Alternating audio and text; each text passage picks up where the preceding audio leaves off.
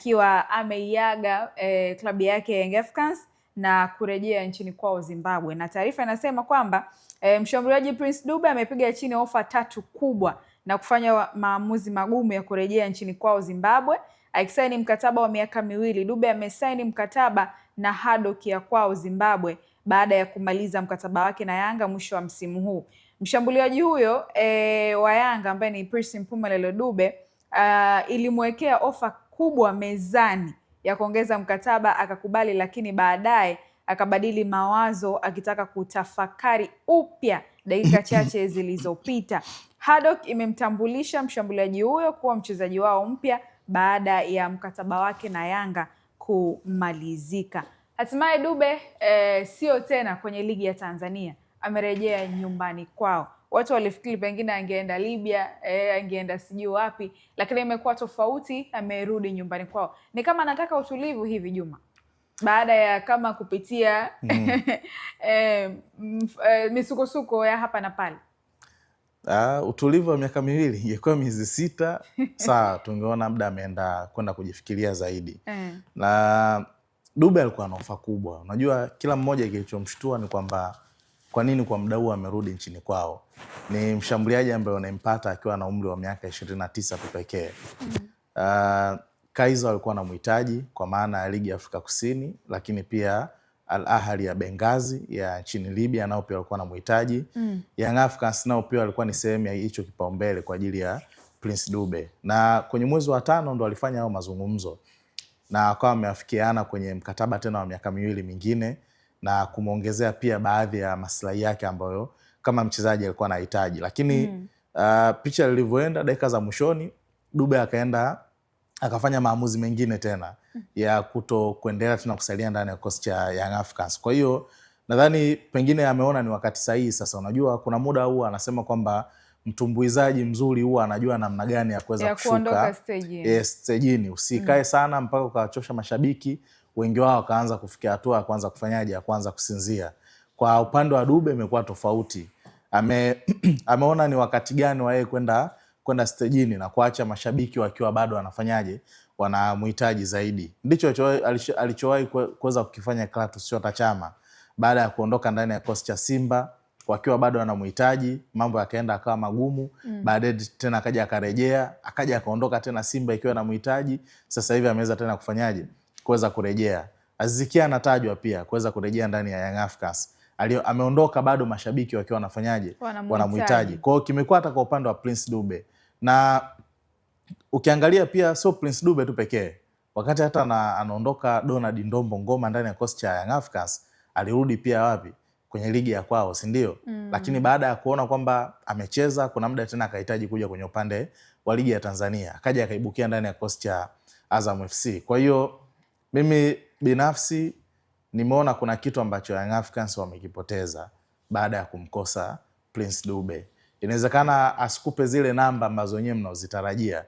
Asifunge magoli hayo ambayo wenyewe mlikuwa mnatarajia. Lakini kwenye system ya Dube nadhani ndo washambuliaji pekee ambao nimewaona kwenye miaka hivi karibuni ambayo amekuwa na fiti zaidi kwenye system ya Young Africans kiuchezaji zaidi. Ni kama pia Yanga wenyewe hawakumuhitaji hivi Dube. No, kwa namna ambayo pia taarifa zilivyo. Kwa sababu waliongea naye mara ya kwanza, wakaonyesha nia kwamba msimu ukiisha sisi tunakuhitaji kwa ajili ya misimu inayofuata, si ndio? Taarifa gani zilisema wamhitaji zimeonyesha? Si kwa maana tu mambo yanavyokwenda kwamba ni Prince Dube mwenyewe ndiye ambaye ametaka kuondoka, kwa maana ya kwamba kwa kumbe ni Prince mwenyewe ametaka kuondoka, sio kwamba Yanga hawakumhitaji. Kama klabu ingemhitaji pia nadhani kungekuwa pia kuna hizo taarifa. Unahisi Yanga walikuwa wanufaiki na Dube? Wananufaika naye kwa sababu si amechangia pia pakubwa kwenye matokeo. Sasa kwa nini wasimuhitaji kama wananufaika naye? Waliwahi, kwani Aziz Ki alivyoondoka alikuwa hahitajiki? Tofauti ya Aziz Ki na Dube ni kwamba Aziz Ki ilikuwa ni biashara. Ni sawa. Ilikuwa ni biashara. Hajaondoka sawa. Dube alikuwa na faida Yanga. Moja kati ya vitu ambavyo watu wanaweza wakawa na nani hivyo, unaweza kuwa unakumbuka tangu kuondoka kwa Fisto. Tangu wepo wa Fisto kwanza. Yes. Unajua Fisto kacheza Yanga kipindi ambacho tulikuwa tunaona nguvu kubwa ya Yanga inaegemea kwa mshambuliaji. Yes. Na ni kipindi ambacho Fiston anacheza mshambuliaji wa ubora wa Feitoto anamaliza msimu mzima na goli 5 tu au 4. lakini Fiston ana goli 17, 16. Tofauti na ujio wa Dube ndani ya Yanga. Unaona Dube baada ya kuingia Yanga kumekuwa kuna ile wale wachezaji wengi wa mbele wote wamekuwa wananufaika na uwepo wa Dube. Ni kwa sababu gani? Kwa sababu na kile kitu ambacho Dube anakuofa kimbinu. Dube anapokuwa uwanjani, Dube sio target man, yani utegemei mtu akasimame pale umpeleke mpira udondoshe aweke kambani. Dube amekuwa anaondoka kwenda huku na huku. Na faida yake inakuja wapi? Unapokuwa unacheza na timu ambazo ni nyingi kwa hapa Tanzania zinazokaa chini, unapokuwa na mshambuliaji kama Dube, lengo lako la kwanza kama timu ni kufungua safu ya ulinzi ya timu pinzani. Unaifunguaje? Timu nyingi zinaenjoy kukaba kwenye eneo dogo. Unawezaje kuwafanya wakabe kwenye eneo kubwa? Ni kwa kuwa na mshambuliaji ambaye anaweza akakimbia kwenye space akashuka chini kucheza mpira na kuacha space za viungo kuja kukimbia nyuma yake. Hilo ni moja. Tumeona Mudathiri Yahya amefaidika na mabao. Tumeona Aziz Ki goli 21. Okello, wote mashahidi mechi hapa kadhaa, mechi na Coastal Union, namna ambavyo Dube alikuwa anashuka na kuacha space anaingia ndani, Okello ana score, inawapa faida Yanga kimbinu.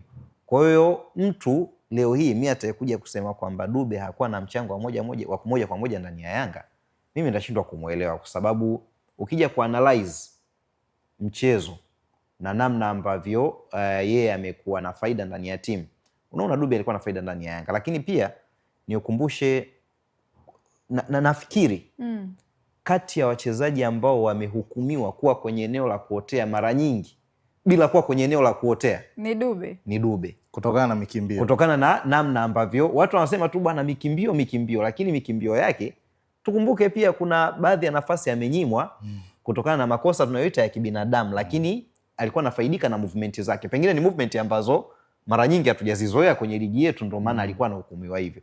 Kuna mechi dhidi ya Azam nakumbuka, kuna mechi dhidi ya Simba Zanzibar, kuna mechi nyingine KMC, of course nimesahau, lakini ni mechi ambazo zipo unaona jamaa anashuka chini, anavuta mabeki, timing yake nzuri ya kwanza kuondoka, anahukumiwa offside, lakini alikuwa katika eneo halali.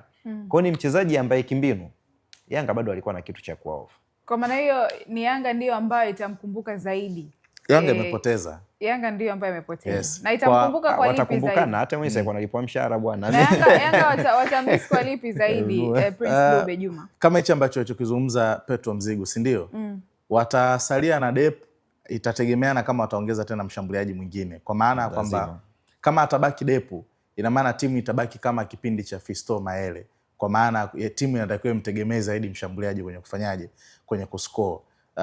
Jambo pekee labda ni kuomba urejeo wa Clement Mzize kuweza kurejea kwenye upande wa kocha ya Young Africans, kwa sababu kimwangalia style ya uchezaji wa Dube pamoja na Clement Mzize zinashabihiana kwa asilimia kubwa, kwa maana kwamba zile movement ambazo anazifanya Clement Mzize, work rate, kasi, Dube naye alikuwa anakofa kwa kipindi ambacho Mzize hayupo. Kwa pengine labda Young Africans wameangalia kwamba tunaweza tukamruhusu Dube akaja Clement Mzize, lakini wakati Clement Mzize anarejea tena kwenye upande wa pitch, tuna uhakika kwamba atakuja na hiyo energy ambayo tulikuwa tunaiona, kwa sababu wachezaji wengi ambao kitu ambacho wanaamini wanapotoka kwenye majeraha makubwa, cha kwanza huwa ni waoga sana.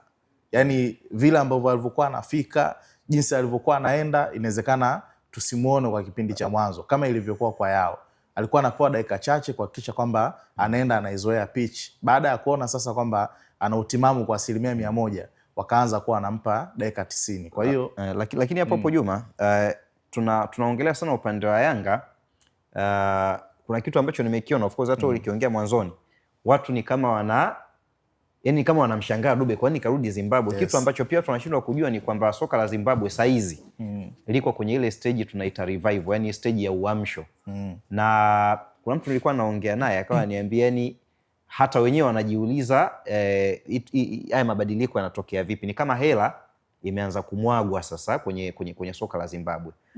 Watu wanamshangaa Prince Dube kama Billiat. Yes. Alikuwa anacheza ligi ya soka ya Afrika Kusini. Ndio. Akaenda Yada Zimbabwe, katoka Yada akaenda Scotland. Scotland wao wamemchukua Linoth ambaye alikuwa ni mfungaji bora wa ligi ya Zimbabwe.